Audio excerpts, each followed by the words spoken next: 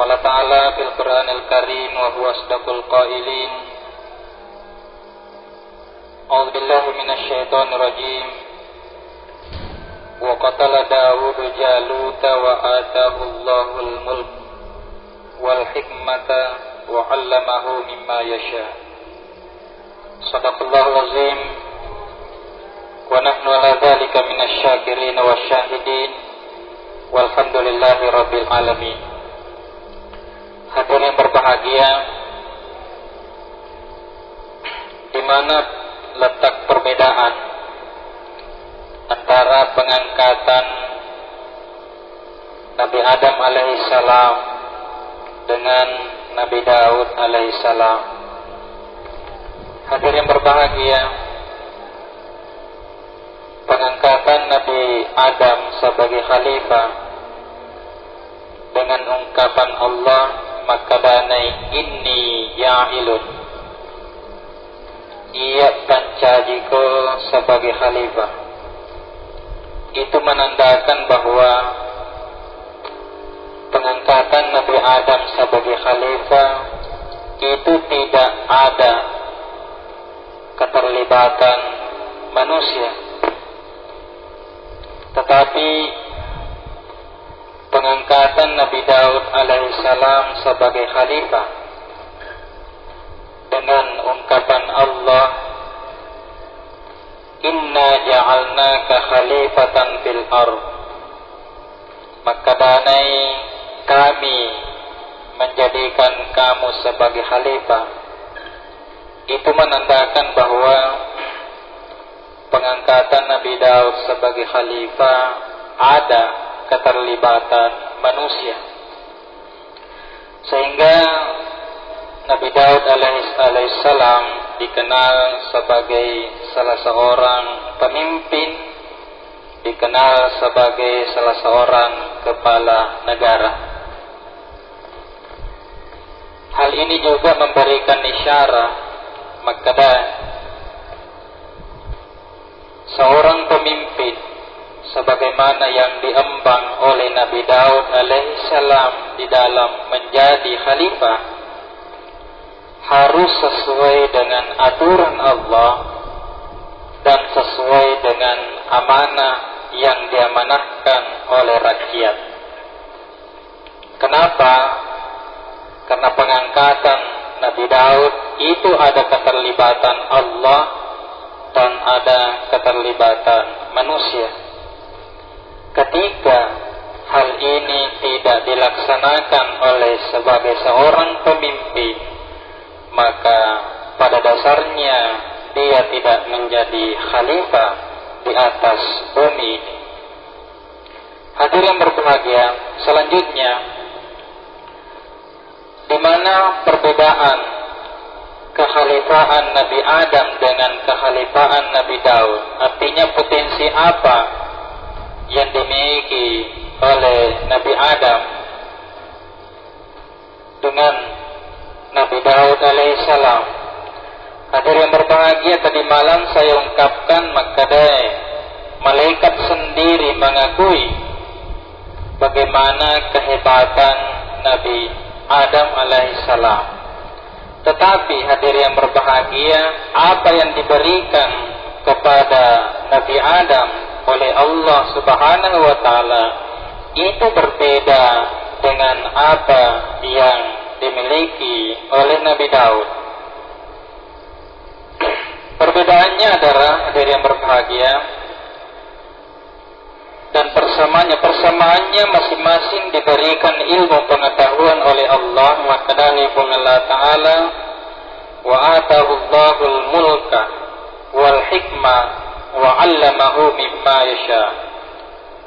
Jadi kesamaan antara Nabi Daud dengan Nabi Adam adalah terletak pada ilmu pengetahuan.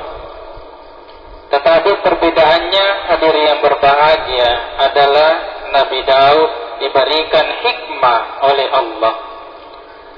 Ini memberikan isyarat loridi makadai sebagai seorang pemimpin sebagaimana yang diemban oleh Nabi Daud alaihissalam.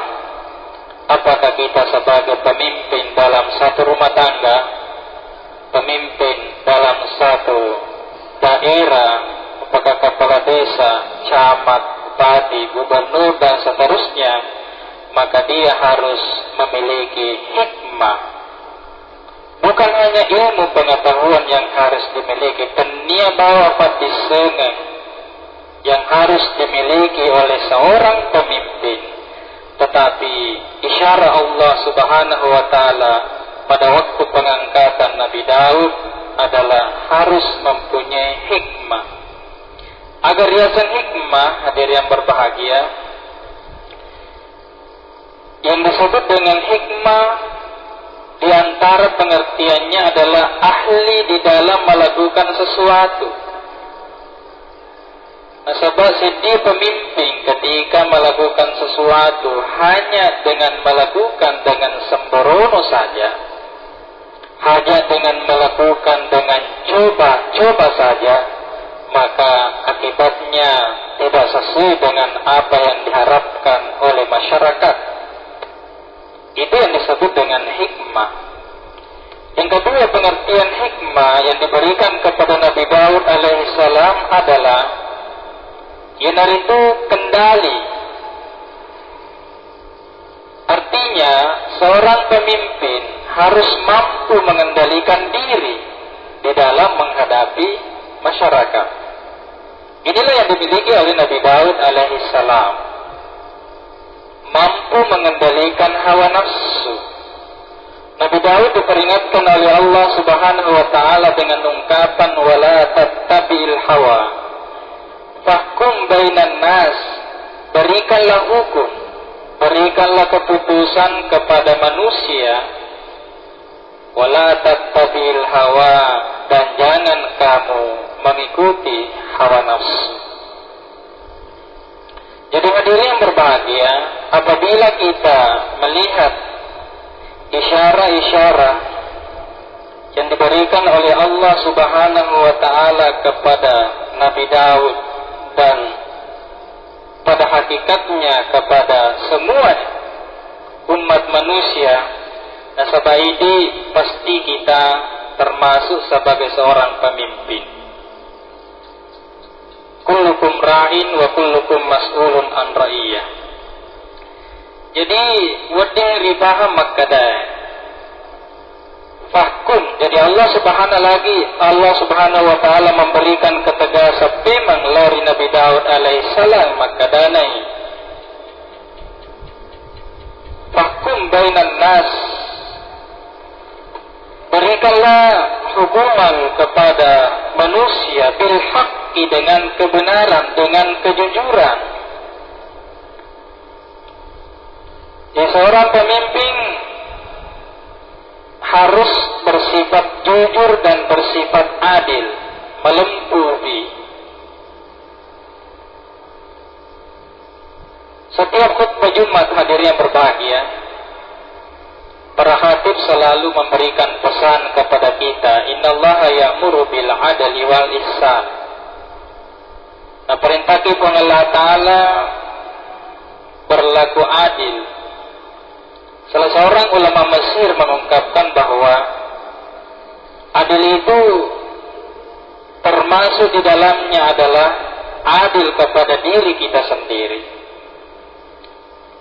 Kita manusia diciptakan oleh Allah dengan dua unsur, unsur jasmani dan unsur rohani.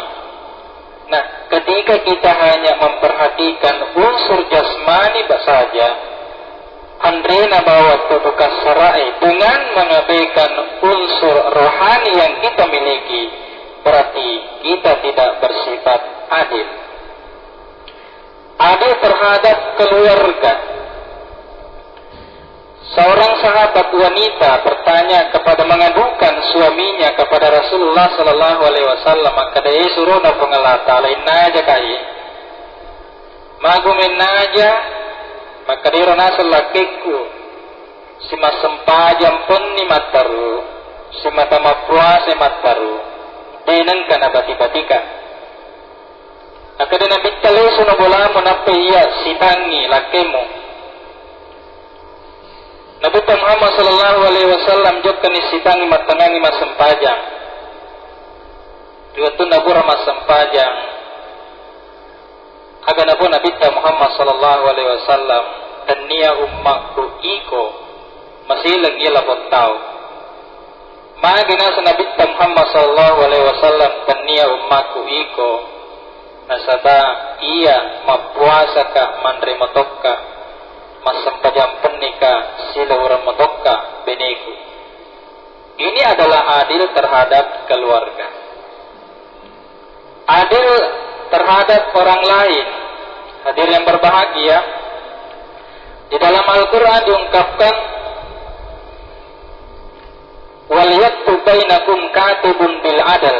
Salah satu pesan yang dipesankan oleh Allah Subhanahu wa taala di dalam Al-Quran kepada para sekretaris, wal yaktub bainakum katibun bil adl. Hendaklah kamu menulis di dalam kertasmu dengan tulisan yang adil. Salah satu contoh tulisan yang adil adalah apa yang kita tulis berbeda bersama dengan sesuai dengan kenyataan yang ada.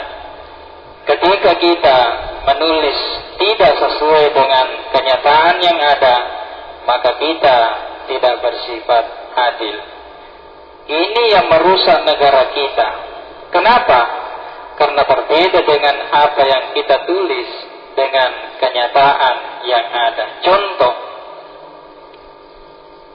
seorang yang pergi membeli spanduk atau memesan spanduk kepada salah satu perusahaan, harganya hanya 200.000 rupiah, tapi orang itu mengatakan tulislah 500.000 rupiah.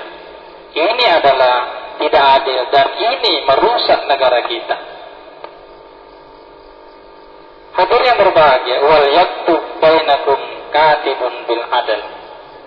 Dan inilah yang banyak terjadi di negara-negara kita. Di negara kita, hadir yang berbahagia, harganya hanya 100.000, tetapi yang dilaporkan adalah 1 juta tambah 0, 2 atau 3. Dan ini juga termasuk kita tidak melakukan suatu keadilan.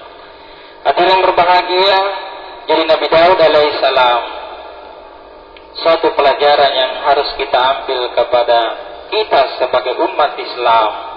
Mudah-mudahan karena kita semua adalah sebagai seorang pemimpin, kita semua sebagai khalifah di atas bumi ini, di samping kita mempunyai ilmu pengetahuan, tapi ilmu pengetahuan yang kita miliki adalah sumbernya, nilai-nilainya dari Allah Subhanahu wa ta'ala. Kenapa orang non-Islam biasanya lebih jujur dibanding dengan kita? Karena kita tahu bahwa nilai-nilai ajaran Islam itu ada yang disebut dengan nilai-nilai yang universal, sesuai dengan apa atau sesuai dengan apa petunjuk Allah Subhanahu wa ta'ala. Walaupun dia non-Islam, tetapi nilai-nilainya sesuai dengan ajaran Islam itu juga didukung oleh Allah Subhanahu wa ta'ala. Hadirin yang berbahagia, mudah-mudahan apa yang terdapat pada Nabi Adam alaihissalam dan Nabi Daud alaihissalam dapat kita contohi, dapat kita teladani. Apakah kita sebagai orang per orang ataukah kita memimpin satu organisasi, maka insya Allah saya yakin dan percaya kita menjadi khalifah di atas bumi ini. Wabillahi taufiq